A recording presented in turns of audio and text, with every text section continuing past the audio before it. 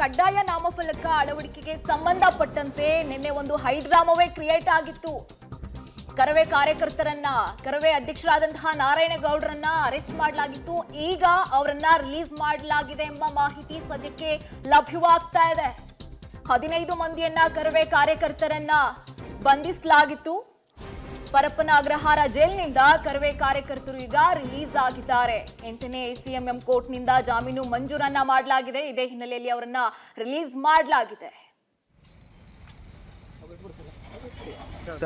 ಜಾಮೀನು ಮಂಜೂರನ್ನ ಮಾಡಲಾಗಿದೆ. ಇವತ್ತು ACMM ಕೋರ್ಟ್ನಿಂದ ಈಗ ಅವರನ್ನ ರಿಲೀಸ್ ಮಾಡಲಾಗಿದೆ. ನೋಡ್ತಾ ಇದ್ದೀರಾ ಸ್ಕ್ರೀನ್ ಅಲ್ಲಿ, ಇವರೆಲ್ಲ ಕರವೇ ಕಾರ್ಯಕರ್ತರು. ನಿನ್ನೆ ಇವರನ್ನ ಅರೆಸ್ಟ್ ಮಾಡಲಾಗಿತ್ತು, ಈಗ ಅವರನ್ನ ರಿಲೀಸ್ ಮಾಡಲಾಗಿದೆ. ಸಾಕಷ್ಟು ಹೋರಾಟ ನಡೀತಾ ಇತ್ತು. ಕೊನೆಗೂ ಒಂದು ರೀತಿಯಾಗಿ ಕನ್ನಡಿಗರನ್ನ ಇವತ್ತು ಕನ್ನಡ ಪರ ಹೋರಾಟಗಾರರನ್ನ ಇವತ್ತು ರಿಲೀಸ್ ಮಾಡಿದ್ದಾರೆ.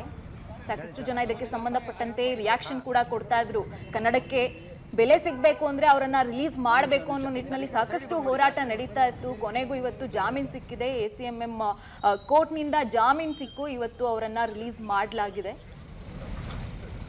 ಯಾವುದೇ ಸರ್ಕಾರ ಬರಲಿ ಸರ್, ಅವ್ರಿಗೆ ನಾವು ಕೇಳ್ಕೊಳ್ಳೋದು ಇಷ್ಟೇ. ಕರ್ನಾಟಕ ಹುಟ್ಟಿದ್ದೀರಾ, ಕರ್ನಾಟಕ ಬದುಕ್ತಾ ಇದ್ದೀರಾ, ಇಲ್ಲಿ ಅನ್ನ ತಿಂತಾ ಇದ್ದೀರಾ, ಇಲ್ಲಿ ನೀರು ತಿಂತಾ ಇದ್ದೀರಾ, ಕುಡಿತಾ ಇದ್ದೀರಾ.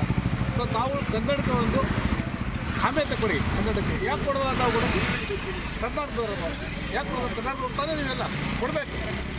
ಅದೇ ನಮ್ಮ ನಾರಾಯಣಗೌಡರ ಆಗ್ರಹ, ಅದೇ ಸರ್ ಕರವೇ ಆಗ್ರಹ ಇರೋದು ಅದೊಂದೇ. ಸೊ ಈ ಸರ್ಕಾರ ಅದಕ್ಕೆ ಒಪ್ಕೊಂಡಿದೆ. ಮತ್ತು ಈಗ 28ನೇ ತಾರೀಕು ಅಂತ ಒಂದು ಗಡುವು ಕೊಟ್ಟಿದೆ. ಆ ಗಡುವು ಒಳಗೆ ನಾಮಫಲಕ ಎಲ್ಲ ಮಾಡ್ತಾರೆ ಅನ್ನೋ ಒಂದು ನಂಬಿಕೆ ನಮಗಿದೆ. ಸೊ ಅದರೊಳಗೂ ನಮಗೆ ಪೊಲೀಸ್ ಅಧಿಕಾರಿಗಳು ತುಂಬ ಸಹಕಾರ ಕೊಟ್ಟಿದ್ದಾರೆ.